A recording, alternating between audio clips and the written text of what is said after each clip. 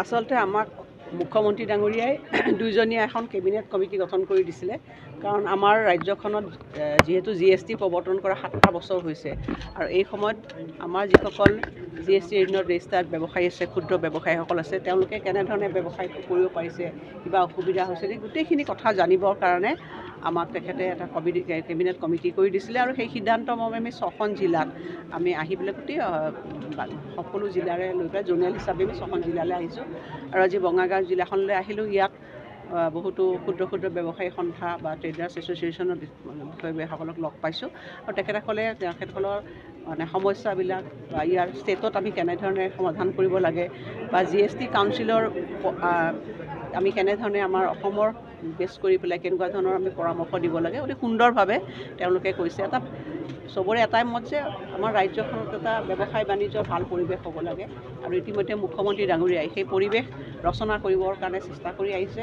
আৰু আমাৰ ইতিমধ্যে যোৱা সময়ছোৱা 3টা বছৰত আপোনালোকে দেখিছে যে আমাৰ ইকনমিক গ্ৰোথ বা আমাৰ যিখিনি অ'ন টেক্স ৰেভিনিউ সকলোখিনি বৃদ্ধি হৈছে। গতিকে এখেতসকলৰ যথেষ্টখিনি আমাৰ ৰাজ্যখনক আগবঢ়াই নিয়াত ক্ষুদ্ৰ ব্যৱসায়ীসকলৰ এটা বৃহৎ মানে ভূমিকা আছে। আৰু সেইকাৰণে আমি জানিবলৈ আহিছিলোঁ। আমি তেখেতসকলক কৈছোঁ যে তেখেতসকলৰ সমস্যাবিলাক আমি একোখন মানে জোনেল তেখেতে পৰামৰ্শ দিছিলে যে একোখন কমিটি কৰি দিব লাগে, য'ত তেওঁলোকে আহি পেলাই আমাক বিষয়াসকলক তাতেই তেওঁলোকৰ সমস্যা থাকিলে সমাধান কৰিব পাৰে। সেইখিনি মই কৈছোঁ যে আমি অতি সোনকালে আমি ইয়াৰ ৰিপৰ্টটো আমি কেবিনেটত আমি এমাহৰ ভিতৰত আমি ছাবমিট কৰিম আৰু তাৰপিছত আমি সেইমতে ইয়াৰ কামবিলাক আমি কৰিম। আচ্ছা বাইদেউ, কথা এটা ওলাইছে যে সেৱা কৰসমূহ বৃদ্ধি কৰা হৈছে, এই ধৰণৰ এটা চৰ্চা চলি আছে বা বৃদ্ধি কৰা হ'ব সেৱা কৰসমূহ যিসমূহ আছে। সেইটো কথা নহয়। আচলতে GST যিমানখিনি সিদ্ধান্ত গ্ৰহণ কৰা হয় GST কাউন্সিলত গ্ৰহণ কৰা হয়। এতিয়া তেনেকুৱা ধৰণৰ কথা হোৱা নাই। এতিয়া আপোনালোকে জানি ভাল পাব, যোৱা যিখন 53rd GST কাউন্সিল হ'ল, সেই কাউন্সিলত যিসকলে মানে ইনিচিয়েল পিৰিয়ডত GST তেওঁলোকে মানে তেওঁলোকৰ পিনাল্টি কাৰোবাৰ আছিলে, কাৰোবাৰ ইণ্টাৰেষ্ট আছে, সেইবোৰ ৰেহাই দিবৰ কাৰণে সিদ্ধান্ত গ্ৰহণ কৰা হৈছে। তেতিয়া আহিব লগা সময়ছোৱা যাতে ভাৰত গোটেই দেশতেই যিটো ওৱান নেশ্যন ওৱান টেক্স, সেইটো এটা ভাল এটা আচলতে কালেক্টিভ ডিচিশ্যন। সকলো ষ্টেটে ইয়াত মানে একেলগে তেওঁলোকৰ মতামতবিলাক দিয়ে।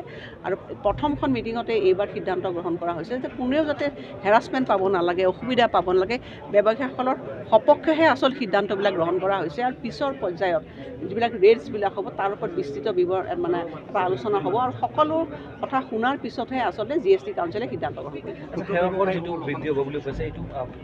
বৃদ্ধি নহয়, GST ৰেট যিটো আছে, বিভিন্ন সামগ্ৰীবিলাকৰ যিটো ৰেট আছে, সেই ৰেটবিলাকৰ সম্পৰ্কত আচলতে বহুত ষ্টেটবিলাকৰ কিছুমান ক'ব লগা আছে।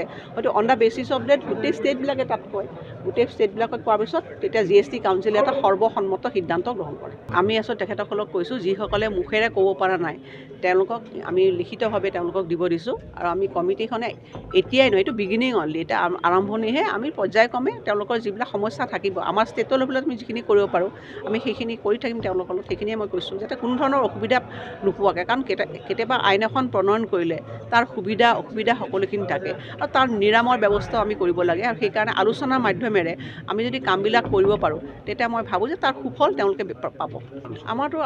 তেওঁলোকে মোৰ তাতো অনলাইন দিব পাৰে, তেওঁলোকে মোৰ মেইল আছে, মোৰ মেইল এড্ৰেছতো দিব পাৰে, আমাৰ সিংঘাল ডাঙৰীয়া মেইলতো দিব পাৰে, আৰু কমিশ্যন অফ টেক্সেছ তেওঁলোককো দিব পাৰে।